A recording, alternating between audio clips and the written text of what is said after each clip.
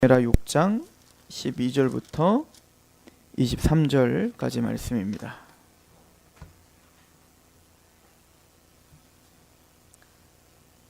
우리 함께 봉독하도록 하겠습니다. 사무엘하 6장 12절부터 23절까지 봉독합니다. 시작. 어떤 사람이 다윗 왕에게 아뢰어 이르되 여호와께서 하나님의 괴로 말미암아 오베데돔의 집과 그의 모든 소유에 복을 주셨다 한지라.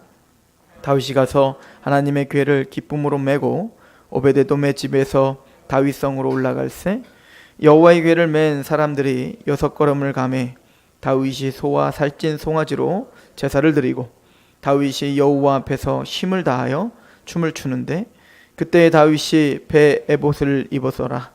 다윗과 온 이스라엘 족속이 즐거이 환호하며 나팔을 불고 여호와의 궤를 메어오니라. 여호와의 궤가 다윗성으로 들어올 때에 사울의 딸 미갈이 창으로 내다보다가 다윗 왕이 여호와 앞에서 뛰놀며 춤추는 것을 보고 심중에 그를 업신여기니라. 여호와의 궤를 메고 들어와서 다윗이 그것을 위하여 친 장막 가운데 그 준비한 자리에 그것을 두매 다윗이 번제와 화목제를 여호와 앞에 드리니라. 다윗이 번제와 화목제 드리기를 마치고 만군의 여호와의 이름으로 백성에게 축복하고 모든 백성 곧 온 이스라엘 무리에게 남녀를 막론하고 떡 한 개와 고기 한 조각과 건포도 떡 한 덩이씩 나누어 주매 모든 백성이 각기 집으로 돌아가니라. 다윗이 자기의 가족에게 축복하러 돌아오매 사울의 딸 미갈이 나와서 다윗을 맞이하며 이르되 이스라엘 왕이 오늘 어떻게 영어로우신지 방탕한 자가 염치 없이 자기의 몸을 드러내는 것처럼 오늘 그의 신복의 계집종의 눈앞에서 몸을 드러내셨도다 하니 다윗이 미갈에게 이르되 이는 여호와 앞에서 한 것이니라. 그가 내 아버지와 그의 온 집을 버리시고 나를 택하사 나를 여호와의 백성 이스라엘의 주권자로 삼으셨으니 내가 여호와 앞에서 뛰놀리라. 내가 이보다 더 낮아져서 스스로 천하게 보일지라도 내가 말한 바 계집종에게는 내가 높임을 받으리라 한지라. 그러므로 사울의 딸 미갈이 죽는 날까지 그에게 자식이 없으리니라. 아멘. 우리가 잘 아는 말씀이시죠. 다윗이 법궤가 들어오는 걸 보면서 너무 기뻐서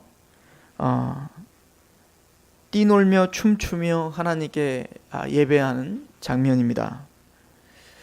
아마 다윗은 감정을 주체할 수 없을 만큼 너무나 기뻤고 너무나 즐겁게 하나님의 오심을 보면서 기뻐했던 것 같습니다. 이 구절은 제가 한 20살, 21살, 20살부터 한 22살 때까지 이 구절을 굉장히 많이 봤던 구절이에요. 왜냐면 제가 한 선교단체에 있으면서 문화예술팀에 있었어요. 문화예술팀에 있어서 제가 고등학교 때까지 춤을 췄다고 하지 않았습니까?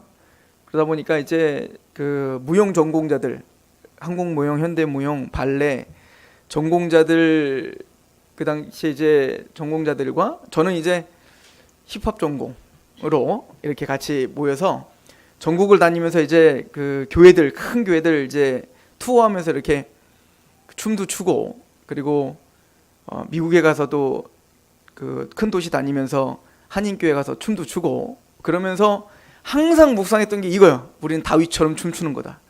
그러니까 기쁜 마음으로 막 즐겁게 춤추고, 이게 우리가 예배고, 우리는 다윗처럼 춤추고.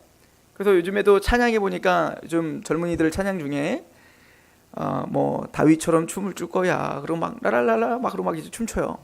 그러면서 아마 이 구절을 생각하면서 춤을 출 겁니다.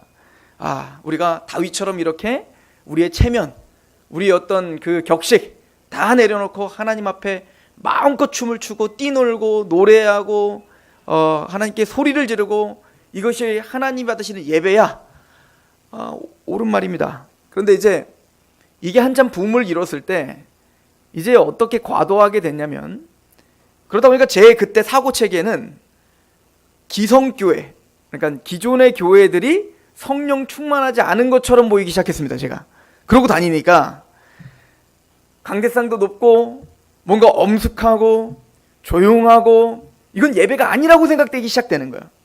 그럼 막 뭔가 두드려 부시고 막 춤추고 막 뭔가 막 화려한 조명이 반짝반짝 거리고, 그래서 제가 그때 생각했었던 종교개혁이란 그 어두운 교회를 환하게 하는 게 종교개혁이라고 생각했다고요.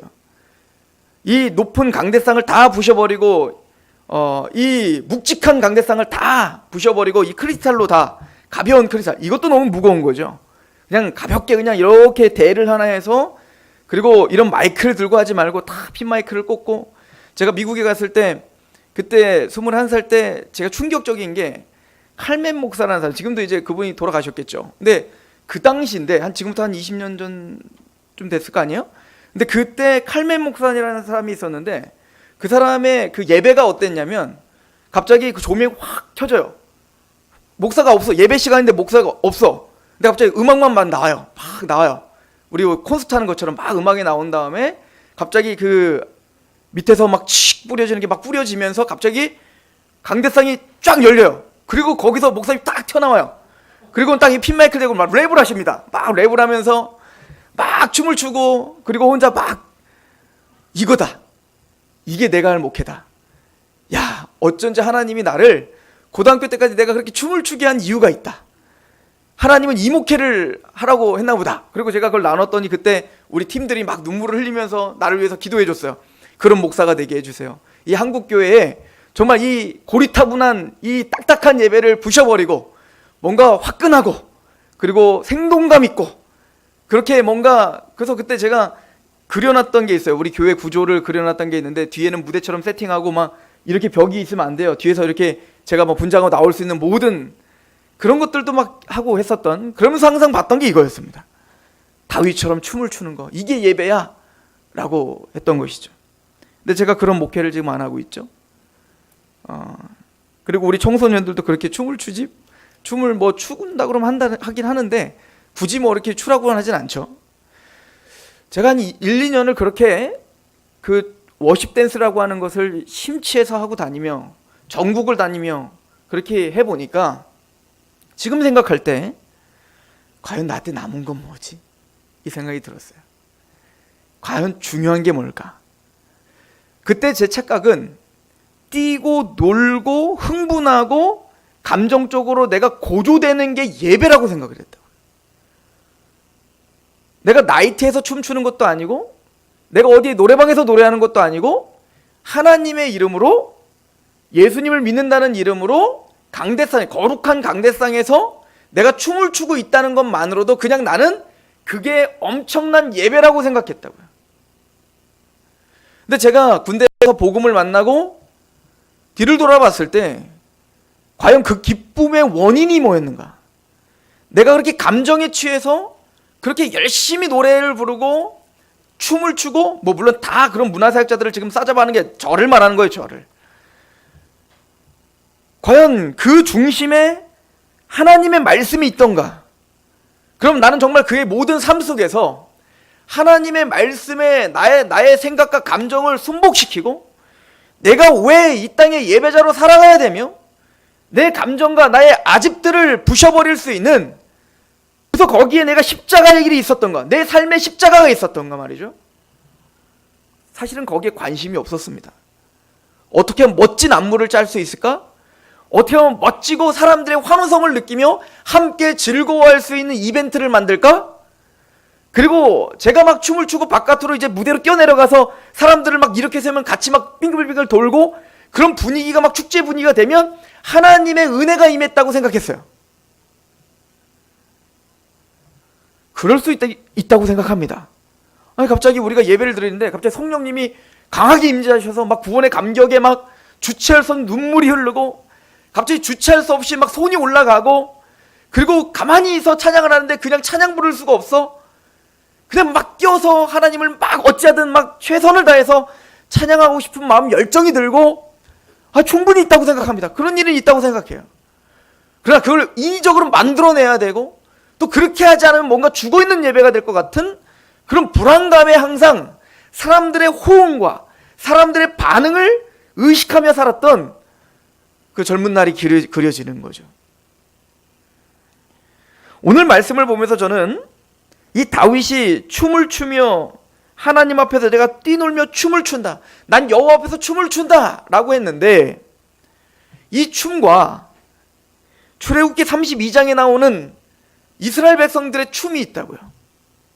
이스라엘 백성들도 이 다윗 못지않은 큰 소리를 지르며 모든 악기를 다 동원하며 춤을 추며 뛰어놀았다, 이렇게 표현을 하고 있습니다. 거기는 금송아지를 세워놓고 그 금송아지를 여호와라 라고 칭하고 여호와의 이름으로 뛰놀았다고요. 우리는 진지하게 한번 고민해 봐야 되는 겁니다. 지금 시점에서는 제가 한번 고민해 보는 거죠.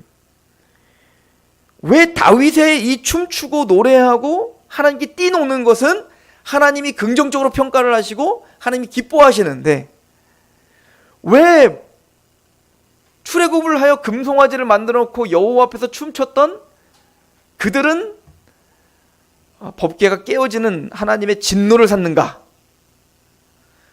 그들이 당연히 금송아지를 세워놓고 했으니까 그렇고, 여긴 다윗이 법궤 앞에서 춤을 췄으니까 그렇죠. 굉장히 쉬운 얘기예요. 그러나 우리에게 적용해 보자고요. 우리에게는 보여주는 법궤가 없어요. 우리에게는 보여주는 금송아지가 없다고요. 그럼 내가 어디 앞에서 춤을 추고 있는지 어떻게 확신할 수 있냐고요. 내가 지금 여호와 앞에서 춤을 추고 있다고 믿고 있는 것이 금송아지일지 아니면 법궤일지 무엇으로 확신할 수 있겠냐고요. 한 번쯤은 깊이 생각해 봐야 되는 거 아니겠습니까? 예배가 무엇인지를 생각해 봐야 되지 않겠습니까?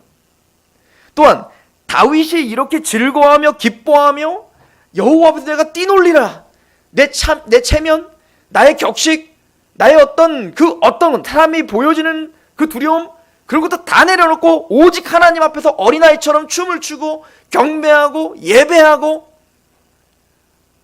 제가 보기에는 이스라엘 백성들도요, 금송아지 앞에서 춤췄을 때 격식 다 내려놓고요, 어린아이처럼 춤을 추며 뛰놀았을 거라고요.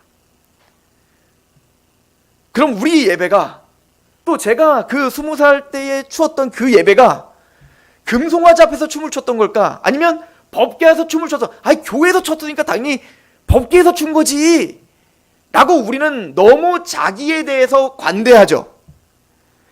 남들이 하는 것은 저거는 우상이야. 근데 우리가 하면 그럼 무조건 예배라고 생각하죠. 사울과 다윗이 있어요. 그럼 우리는 다윗 편이든 난 다윗이라고 생각하고 저놈이 사울이라고 생각하죠. 그죠? 우리는 모세라고 생각하고 저놈이 이스라엘 백성이라고 생각하죠. 하나님을 대적하는 말입니다. 이게 우리들의 마음이요. 누구나 다 그랬겠죠. 누구나 다. 진지하게 우리를 상고해 봐야 되는 겁니다. 성경의 역사를 보면 예배를 드리고 감격하고 감동하고 그렇게 최선을 다했지만 하나님이 받지 않는 예배는 분명히 있었습니다. 가인과 아벨의 예배를 시작으로 해서 똑같이 하나님을 위하여 하나님께 찬양을 부른다고 노래를 불렀지만 하나님은 받는 예배와 받지 않는 예배가 분명히 있었습니다. 똑같이 하나님 앞에서 뛰논다고 했지만 하나님의 진노를 살 수 있고, 때로는 하나님의 칭찬과 영광을 하나님이 받으실 수도 있어요. 그러면 우리의 예배는 어떤가? 우리가 정말 금송아지 앞에서 예배를 드리는 건가? 법궤 앞에서 예배를 드리는 건가?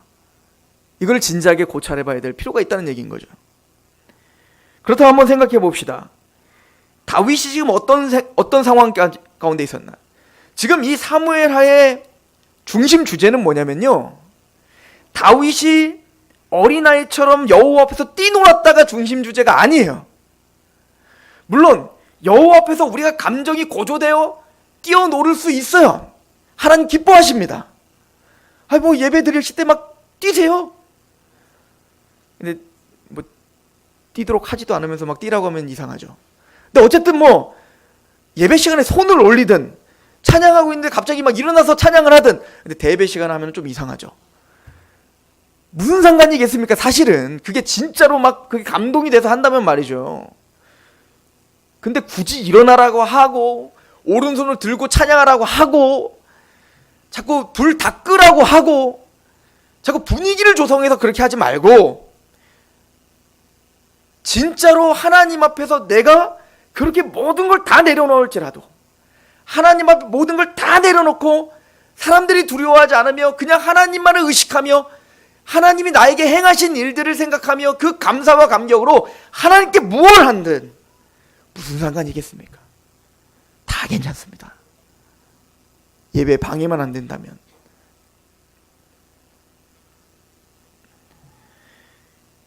그러나 다윗이 왜 이렇게 기뻐할 수 있었는지를 우리는 상고해 보여야 됩니다. 사실은요, 다윗 조금 전까지만 해도 두려워하고 있었다고요. 어떤 상황이었습니까? 이스라엘의 왕이 되어서 블레셋을 쳐부수고 이제는 블레셋에 뺏겼던, 그리고 다시 돌아오게 했던 그 법궤를 다윗성으로 가지고 오려고 했습니다. 하나님을 다시 한번 존중하며 하나님을 모셔드리고 싶었던 거죠. 그래서 베레스 우사 사건을 우리가 지난 시간에 이야기했지 않습니까? 우사를 통하여 가지고 오겠습니다. 그런데 우사가 죽는 처참한 일이 벌어졌다고요. 이 즐거워도 행복해도 감정이 고조되어 하나님을 찬양하기도 부족한 그때에, 하나님이 오시는 그때에 우사가 죽는 비극이 벌어졌다고요. 왜 그랬죠? 우사는 하나님께 예배하고 하나님께 나아가며 하나님께 찬양을 하되 자신이 만든, 자기가 고안해낸 방법으로 하나님을 예배하고 하나님을 모셔드리려고 했던 겁니다. 우사의 입장에서는 대단히 억울한 일입니다. 왜냐하면 우사는 자기가 생각하고 자기가 감정으로 자신의 모든 걸 생각할 때 가장 합리적이고 가장 합당하고 가장 열심을 부릴 수 있는 방법을 제시했다고요. 물론 이건 우사만의 생각은 아니었겠죠. 다윗이 그렇게 명령했을 수도 있어요. 그죠? 그래서 자기가 한 번도 타보지 않은 새 수레를 마련했다고요. 아니, 하나님을 모시는데, 법궤를 모시는데 이쯤은 내가 투자해야지. 그래서 좋은 수레 하나를 만들었다고요. 우리로 말하면 모든 돈 다 투자해가지고 좋은 승용차 세단 하나를 산 거예요. 거기에 아주 멋지게 하나님을 모셔드리려고요. 하나님이 예배받게 합당하기 위해서 몇 천만이 몇 억짜리 파이프 오르간을 설치하고 아주 정교한 음악을 만들기 위해서 좋은 세션을 구비시키고, 그리고 이 마이크 소리에 민감한 성도들을 위해서 또 하나님께 가장 아름다운 소리를 내게 하기 위해서 몇 천만 원짜리 세션을, 또 몇 천만 원짜리 스피커를 장착을 하고, 그리고는 하나님을 모셔드리기 위해서 자신은 최선을 다해서 했다고 이야기한 겁니다. 그런 거와 같죠. 근데 우사는 죽어버렸습니다. 또한 수레를 싣고 가고 있는데 수레가 떨어질 것 같았어요. 그러니까 어떻게 했습니까? 손을 들어서 우사는 그 법궤를 떨어지지 않도록 자기가 보호했다고요. 만지자마자 죽어버렸죠. 하나님의 율법 두 가지를 어긴 거예요. 첫 번째, 법궤는 레위지파 고핫 자손이 매야 됩니다. 두 번째는 그 레위지파 고핫 자손조차도 법궤에 손을 대면 죽는 겁니다. 그런데 레위지파도 아닌 자가 하나님의 말씀대로 메고 오는 것도 아니고 자신이 창작해낸, 매는 것보다 훨씬 더 세련됐잖아요. 하나님의 말씀에 매라는 것보다 훨씬 더 멋지고 화려하지 않습니까? 사람들 보기에도 여러분들 법궤를 그냥 이렇게 메고 오는 게 더 멋있겠어요? 아니면 멋진 삐까번쩍한 수레에다가 사람들이 그 수레를 쫙 경호하고 쫙 따라가는 게 행렬이 더 멋있겠냐고요. 훨씬 더 화려하고 훨씬 더 감동적이고 훨씬 더 멋진 방법으로 하나님을 예배하려고 했습니다. 그러나 죽는 겁니다. 다윗은 당황했습니다. 내가 최선을 다했고 모든 것을 동원해서 마음을 다하고 정성을 다했는데 왜 내 예배는 받지 않지? 근데 여기서 다윗의 연약함이 드러나죠. 꼭 가인과 같은 모습이 보였어요. 하나님이 가인의 예배를 받지 않으면 가인은 빨리 납작 엎드려서 하나님의 뜻인지 무엇인지 물어봤어야 됩니다. 하나님, 어찌하여 하나님이 내 예배를 받으십니까? 왜 내 예배는 받지 않으신 겁니까? 어떻게 해야 됩니까?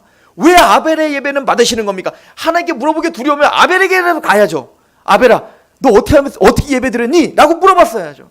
근데 가인은 얼굴색이 변했습니다.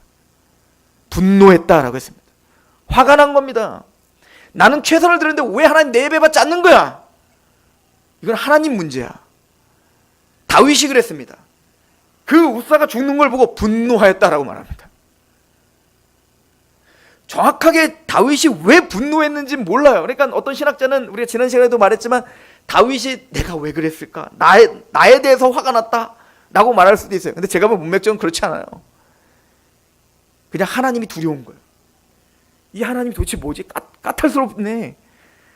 아니 내가 최선을 다해서 했는데 아니 이렇게 까탈스러울 수가 있어요? 그러니까 너무 이제 가까이 하기는 먼 당신이 돼버린 거예요. 그러니까 어떻게 해요? 아예 법궤를 들여오기를 포기해버립니다. 너무 두려워서. 여기에 다윗의 연약함이 있는 거예요. 다윗은 빨리 자복했어야죠. 하나님 그렇게 잘 물어봤잖아요. 전쟁할 때 얼마나 하나님의 뜻을 물어보며 전쟁했어요. 근데 가장 중요한 하나님의 임재 가운데 예배하는 이 문제에 있어서 그 중차대한 문제 앞에서 하나님께 좀 물어봤어야죠. 하나님의 뜻은 어디에 있습니까 말이죠. 근데 물어보기조차 겁냈던 거예요. 그리고는 하나님을 법궤를 데려오는 걸 그냥 두려워하고 오벳 에돔네 집에 가게 된 겁니다. 근데 보니까 하나님이 오벳 에돔네 집에 그러니까 하나님과 같이 있으면 저주당하는 줄 아는 거야. 이 다윗이 겁나갖고. 생각해보면 다윗은 법궤와 함께 하는 것을 잘 몰랐을 겁니다. 왜냐면 그의 인생 속에 법궤와 함께 이스라엘이, 왜냐면 이미 엘리 시대 때 뺏겨버린 거잖아요, 법궤를. 그러니까 아마 이 다윗은 법궤가 뭔지 아마 처음 보는 걸 수도 있고요. 근데 그게 막연하게 그냥 하나님이 온다니까 좋아서 자신의 모든 방법대로 그렇게 불러들인 건데, 그게 오니까 저주가 임하니까 너무 겁나서 하나님을 멀리할 수밖에 없게 된 거죠.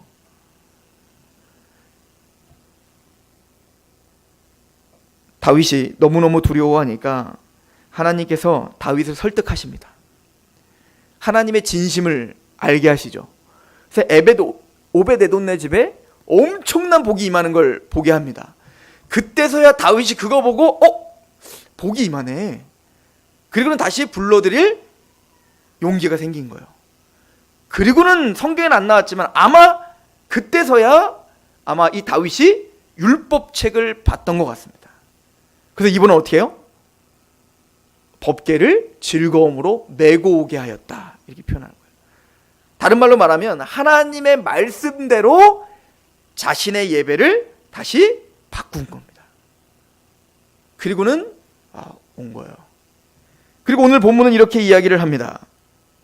12절, 어떤 사람이 다윗 왕에게 아뢰되 이르되 여호와께서 하나님의 궤로 말미암아 오벳 에돔의 집과 그의 모든 소유에 복을 주셨다 한지라. 다윗이 가서 하나님의 궤를 기쁨으로 메고 오벳 에돔의 집에서 다윗성으로 올라갈새 여호와의 궤를 맨 사람들이 6걸음을 가매 다윗이 소와 살찐 송아지로 제사를 드리고, 그때 다윗이 여호와 앞에서 힘을 다하여 춤을 추는데 그때 다윗이 배 에봇을 입었더라, 이거예요.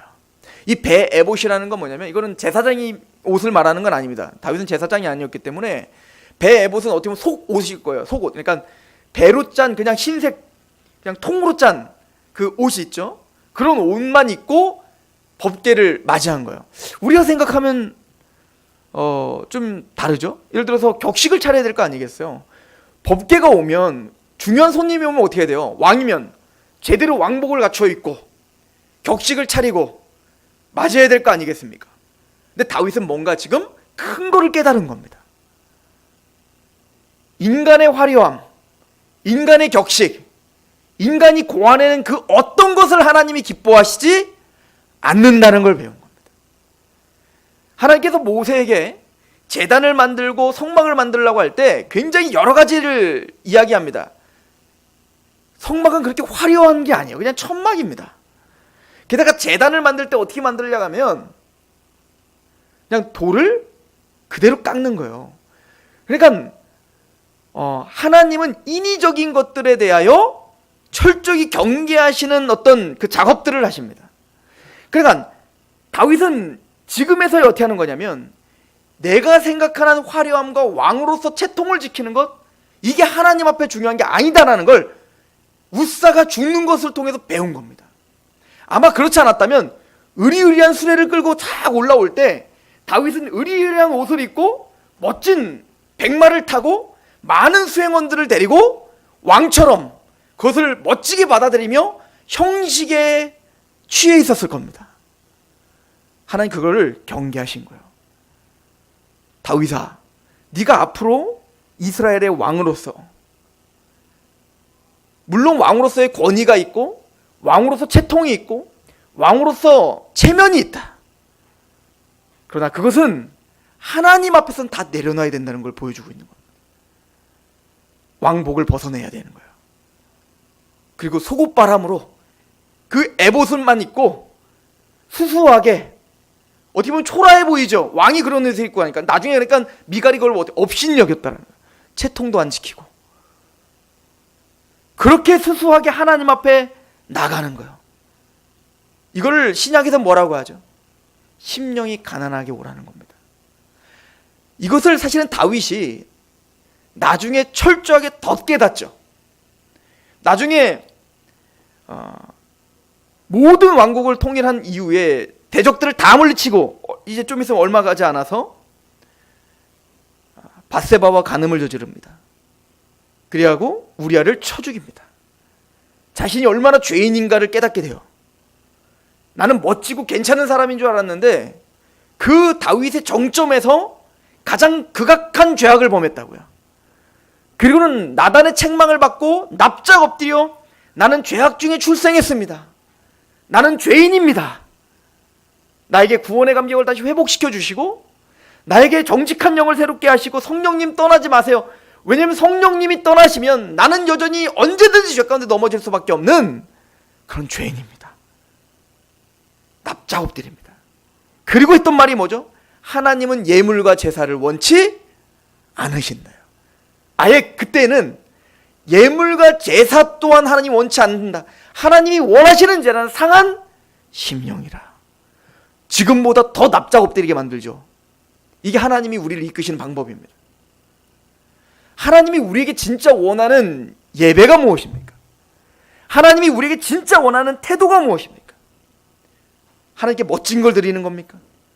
우리가 멋진 사람이 되고 또 사람들이 우러러보는 사람이 되고 그래서 내가 하나님을 믿었던 이렇게 되었다라고 하는 것을 자랑하며 내 재력과 내 권력과 내 지식과 나의 어떤 경험을 총동원하여 사람들이 감히 상상할 수 없는 그 멋지고 화려한 방법으로 예배를 고안해내고 그리고 사람들이 우와 정말 이 교회는 멋지다, 이 교회는 대단하다 라고 하는 칭송을 들으며 거기에 감동이 있고 눈물이 흘리는 그런 예배와 드라마틱한 예배를 하나님 정말 받으십니까?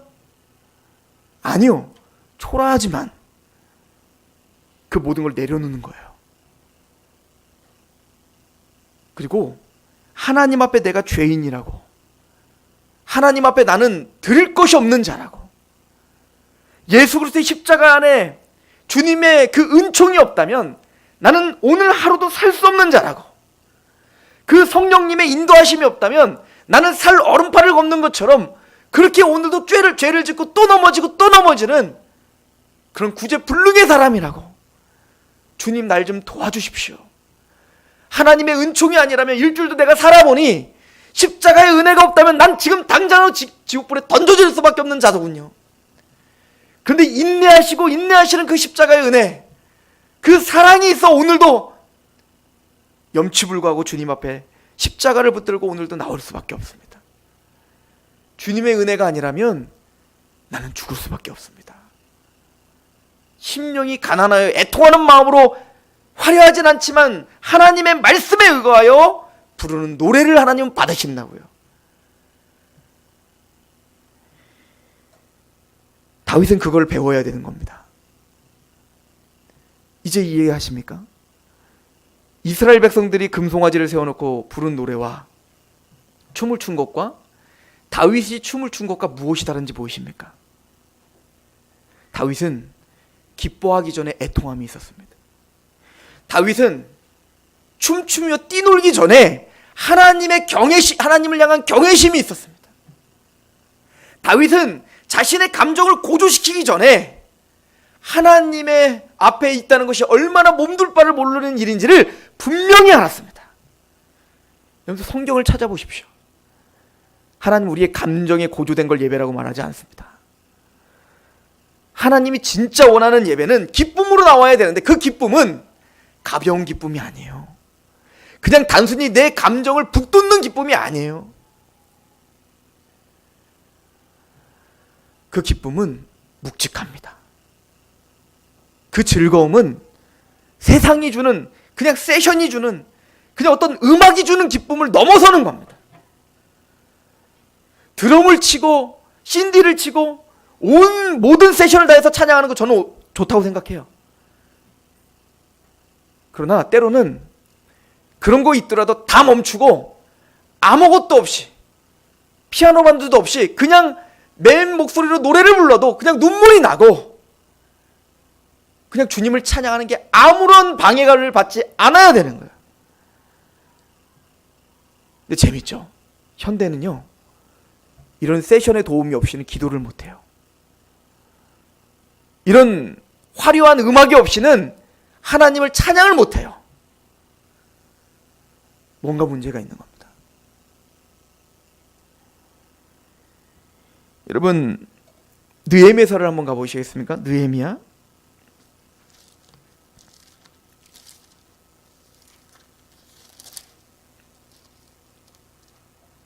느헤미야 8장입니다. 8장 10절에 느헤미야가 이스라엘 백성들에게 이렇게 선포합니다. 8장 10절, 느헤미야가 또 그들에게 이르기를 너희는 가서 살찐 것을 먹고 단 것을 마시되 준비하지 못한 자에게는 나눠줘라. 이날은 우리 주의 성일이니 근심하지 말라. 여호와로 인하여 기뻐하는 것이 너희의 힘이니라. 그리고는 레위 사람들도 모든 백성을 정숙하게 하여 이르기를 오늘은 성인이 마땅히 조용하고 근심하지 말라 하니 모든 백성이 곧 가서 먹고 마시며 누워서 나누어주고 크게 즐거워하니 이는 그들이 그 읽어 들려준 말을 밝히 알미라. 그래서 느헤미야가 오늘은 성일입니다. 하나님을 예배해야 됩니다. 여러분들 이렇게 근심하지 마십시오. 여러분들 즐거워해야 됩니다. 기뻐해야 됩니다. 여러분들 여호와로 기뻐하는 것이 여러분들의 힘입니다. 다윗처럼 춤을 추십시오. 이런 거와 똑같은 거 아니에요? 여러분들 다윗처럼 춤을 추세요. 일어나세요. 그렇게 근심하지 마세요. 눈물 그치세요. 이제는 하나님을 마음을 다해, 기쁨을 다해, 온 정성을 다해 춤을 추며 기뻐합시다. 옳은 말입니다. 그렇게 해야죠. 이 앞전에 어떤 일이 있는 줄 아십니까? 이스라엘 백성들이 왜 울고 있었는지 아셨습니까? 이스라엘 백성들이 1차 포로기한이 있고 스룹바벨을 통해서 성전이 지어졌습니다. 또 2차 포로기한을 통해서 에스라를 통해서 그들의 영적 대각성이 있었습니다. 그런데도 불구하고 여전히 이스라엘 백성들은 하나님의 율법대로 살지를 않았습니다. 하나님의 절기를 지키지 않았습니다. 하나님의 율법에 무지했습니다. 그리고는 자신들의 이기적인 만족만을 위해서 살아가는 것이 보였습니다. 느헤미야가 그 멀리서 저 페르시아 땅에서 그 고향에 그 이스라엘 백성들의 모습을 들었을 때 너무나 처참해서 가슴을 찢으며 울 수밖에 없었습니다. 그래서 느헤미야는 에스라와 함께 그 민족의 부흥을 위하여 하나님의 율법을 가르칩니다. 하나님의 말씀 앞에 서게 합니다. 느헤미야와 에스라가 먼저 하나님 말씀 앞에 서니 가슴을 찢으며 통곡하며 울 수밖에 없었습니다. 우리가 왜 이 모양이 됐는가? 하나님의 말씀 앞에 우리가 얼마나 떠나 있는가? 애통했습니다. 하나님을 두려워했습니다. 내가 말씀을 연구하고 준행하고 부르짖 가르치기 결심했던 에스라가 가슴을 찢었고 하나님의 말씀에 두렵고 떨림으로 서 있었습니다. 그때서야 하나님의 말씀에 두려워하며 떠는 자들이 에스라에게 몰려들기 시작했고, 또한 그렇게 몰려들었던 사람들이 가슴을 찢으며 통곡하며 하나님 앞에 자신의 죄를 자복하기 시작했습니다. 온 이스라엘이 이제는 다 자복하기 시작한 거예요. 말씀에 두렵고 떠는 느헤미야와 에스라를 통하여 온 이스라엘 백성이 하나님 말씀에 다시 돌아온 거예요. 하나님의 말씀 앞으로 다시 돌아와 하나님의 경외심을 본 겁니다. 하나님이 얼마나 찬양받기 합당하신지, 우리가 그 거룩하신 하나님 앞에 얼마나 하나님의 미워하는 짓들을 하고 있었는지 말씀을 통하여 자신을 바라고요. 그래서 우는 겁니다. 그들이 기뻐할 수 있는 거예요. 그들이 이제는 눈물을 그치며 여호와로 말미암아 정말 기쁨의 찬양을 할 수 있는 거예요. 이건 단순히 가만히 있는 사람 들고 그러고 있지 마세요, 그냥 기뻐하세요 한 게 아니에요. 말씀을 두려워하는 자들이었습니다. 말씀 앞에 자신을 자복하는 자들이었습니다. 그들이 뛰어놀 수 있는 겁니다. 그들이 진짜 기쁨이 뭔지를 아는 겁니다. 주님이 나를 용서하시고 그럼에도 불구하고 하나님이 다시 나를 회복하시며 또 하나님의 일을 시작하시는 일을 바라보며 그 새 노래로 하나님이 또 새롭게 행하시는 그 일들을 생각하며 하나님을 기뻐 노래하는 겁니다. 그런 나에게 다시 오셨습니다. 그런 나를 또 용서하셨습니다. 그런 나를 또 힘을 주십니다. 그런 나를 오늘 또 만나 주십니다. 이건 단순히 감정의 기쁨이 아닙니다. 아는 기쁨입니다. 하나님이 어떤 분인지 분명히 아는 겁니다. 내가 어떤 존재인지 분명히 아는 겁니다. 그래서 그 바닥 속에서 하나님을 기뻐하는, 왜 기뻐해야 되는지를 분명히 알고 하나님을 기뻐하는 겁니다. 이게 주님이 받으시는 예배죠. 여러분들 히스기야 시대도 마찬가지예요. 역대 29장에 보면 그 얘기가 나옵니다. 히스기야가 종교개혁을 단행합니다. 하나님의 말씀을 보니 이 민족이 성전이 얼마나 타락했고 우상숭배가 이제 보게 된 겁니다. 히스기야가 하나님의 말씀으로 그 종교개혁을 일으키죠. 그리고 유월절을 회복시킵니다.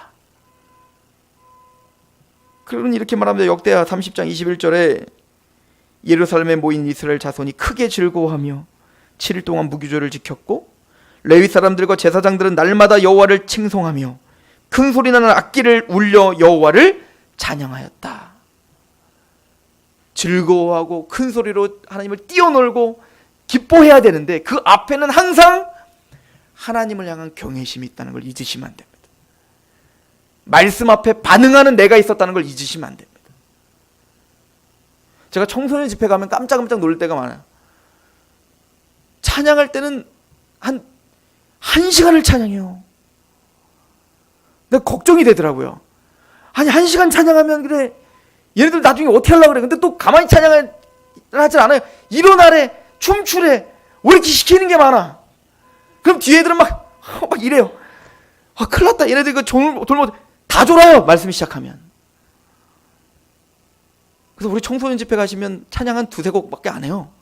일부러 그런 겁니다. 말씀에 집중하라고.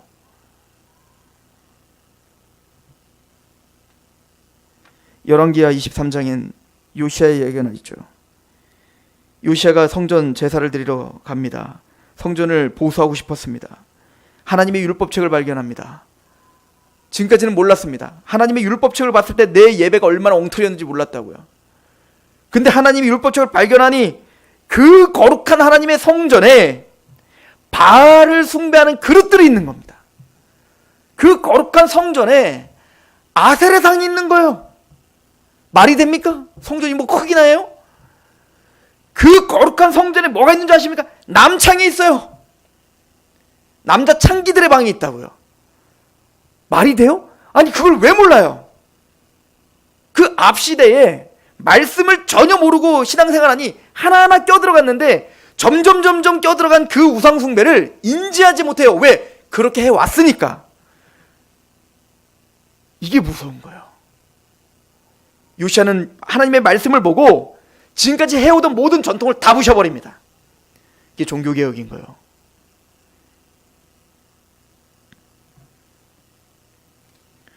미갈은 와서 다윗을 비난합니다. 업신여기죠. 오늘 말씀을 한번 보시겠어요?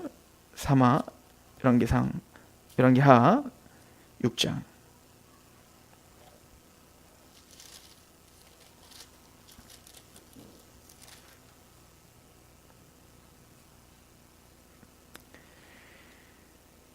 (20절에) 다윗이 자기의 가족의 축복하러 돌아오매. 여기 보면 그 윗절에 보면 이제 다윗성으로 다윗의 장막에 하나님의 법궤가 안치가 되고 너무나 기뻐 모든 백성들이 다윗의 춤추고 뛰노는 걸 보면서 모두 함께 마음을 다해 하나님을 뛰노라 했을 거예요. 그죠? 찬양을 했을 겁니다. 그리고는 어떻게 했냐면 다윗이 바로 18절부터 다윗이 번제와 화목제 드리기를 마치고 만군의 여호와의 이름으로 백성에게 축복하고 모든 백성 곧 온 이스라엘 무리에게 남녀를 막론하고 떡 1개와 고기 1조각과 건포도 떡 1덩이씩 나누어 주매 모든 백성이 각 집으로 돌아가니라. 교제한 거죠.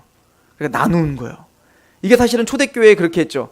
하나님의 말씀을 듣고 감격하여 서로 유무상통하며 서로 나누어주고 떡을 떼고 그리고 같이 음식을 나눴습니다. 그러니까 교제가 일어나는 거예요. 하나님의 말씀에 두렵고 떨림으로 서 있고 경외함으로 하나님을 기뻐하고 그 기뻐함으로 하나 되는 겁니다. 그리고 이게 코이노냐가 일어나는 거예요. 그렇죠? 그런데 거기에 참여하지 못하는 사람 한 명이 있어요. 미갈입니다. 20절 다윗이 자기의 가족이 축복하러 돌아오매. 얼마나 기쁘게 다윗 생각해 보세요. 너무 기뻐서 이제는 누구에게 이 축복을 하고 싶어요. 모든 백성을 축복하고 이제는 자기 가족들을 축복하고 싶어. 다 모았겠죠. 아들들아 다 와라. 왕자들아 다 모아라. 부인들이여 다 와라. 그리고는 그들을 축복하고 마음을 다 축복하려고 하는 순간 찬물을 끼얹어요. 딸 미갈, 사울의 딸 미갈이 나와서 다윗을 맞으며 이르되 이스라엘 왕이 오늘 어떻게 영화로우신지 방탕한 자가 염치 없이 자기의 몸을 드러내는 것처럼 오늘 그의 신복의 계집종의 눈앞에서 몸을 드러내셨습니다. 아이고 왕이 얼마나 영화로운지 그래. 응? 그러면서 지금 비아냥거린 거죠. 다윗이 하나님 앞에서 뛰놀았던 걸 비아냥거리는 겁니다. 자신의 고집으로, 자신의 아집으로, 자신의 생각으로 왕의 채통, 인간의 체면, 이것이 먼저인 거예요. 이 미갈은. 그때 다윗이 이런 얘기를 합니다. 다윗이 미갈에게 이르되 이는 여호와 앞에서 한 것이니라. 그가 내 아버지와 그의 온 집을 버리시고 나를 택하사 나를 여호와의 백성 이스라엘 주권자로 삼으셨으니 내가 여호와 앞에서 뛰놀리라. 내가 이보다 더 낮아져서 스스로 천하게 보일지라도 내가 말한 바 계집종에게는 내가 높임을 받으리라. 무슨 얘기죠? 내가 하나님 앞에 채통을 다 내려놓고 하나님 앞에 납작 엎드려 낮아질지라도 하나님은 그 계집종 앞에서 나를 높이실 것이다. 내가 하나님 앞에 납작 엎드리고 내 자존심을 다 내려놓는다고 하여 하나님이 나를 세상에서도 그렇게 낮아지게 하는 게 아니다 이거예요. 그리고 미갈은 저주를 받습니다. 다윗의 고백을 들으십시오. 내가 지금보다 더 낮아질지라도 난 그리하겠다. 여호와 앞에서만큼은 내가 이렇게 낮아져 뛰어놀겠다. 마음을 다해 하나님을 예배하겠다. 마음을 다해 하나님을 찬양. 왜? 이제 분명합니다. 미갈아, 너희 아버지 집에서 하나님을 대적했던 사울을 패하시고 목동이었던 나를 하나님의 왕권자, 즉 이스라엘 다스리는 왕으로 지금 만드신 그 하나님의 주권, 그 하나님의 은혜, 그 하나님의 자비, 그 하나님의 주권의 그 영광의 왕됨 앞에 나는 가장 낮은 자가 되기를 원하노라. 그럴지라도 그것이 사람들 앞에 부끄러운 게 아니야. 사람들에게 낮아지는 게 아니야. 하나님 앞에 내 자존심을 내려놓는 것, 또 하나님 앞에 자존심을 세우는 게 가장 무지한 짓인 것이야. 이것이 다윗의 고백이었습니다. 우리는 누구에게 자존심을 세우고 있습니까? 하나님께 그러고 있지 않습니까? 내 아집과 나의 경험과 내 무엇 때문에 내 치렁치렁한 왕권된 옷을 입고 하나님께 나아가 내가 만든, 내가 고안해낸 그것을 받아들이지 않는다고 하여 하나님 앞에 고집을 부리고 있지는 않습니까? 아니면 그게 무엇이든 하나님의 말씀이라면 내가 하염없이 낮아지는 한이 있더라도 내가 나를 포기하고 내가 깎이고 낮아지고 자복하는 그 자리에 가 하나님이 영광 받기를 나는 원하십니다. 죄인 됐던 나를 왕같은 제사장으로 세우신 것이 분명하니 하나님 앞에서 나는 오늘도 낮은 마음으로 뛰놀겠습니다. 죽지 않습니다. 그렇다고 하여 우리가 세상에서 조롱당하지 않습니다. 그건 하나님이 우리를 세우실 일입니다. 우리가 해야 될 일은 하나님에서 뛰노는 거예요. 하나님 앞에서 가장 낮아지는 겁니다. 그 좋은 길을 택하시는 저와 여러분 되기를 축원합니다. 기도하겠습니다. 하나님, 우리가 하나님 앞에 있습니다. 우리의 생각과 마음과 의지를 다해, 마음을 다하고 뜻을 다하고 목숨을 다해 하나님 앞에서 뛰어놀고 기쁨으로 즐거워하며 찬양하되 하나님의 거룩하심과 공의로우심 앞에 두렵고 떨림이 우리에게 있게 하시옵소서. 주님을 기뻐하되 그 기뻐함이 감정에 치우친 기쁨이 아니요 아는 기쁨이길 원합니다. 주님이 우리에게 어떻게 행하셨는지, 하나님이 누구신지, 하나님이 우리를 어떻게 인도하셨는지, 십자가의 은혜가 얼마나 값진 일인지, 우리가 하나님 앞에 선다는 것이 몸둘 바를 모르는 감지덕지한 일인지 분명히 알고 하나님을 가장 높여드리는 그런 예배가 우리에게 회복되게 하옵소서. 예수님의 이름으로 감사하며 기도합니다. 아멘.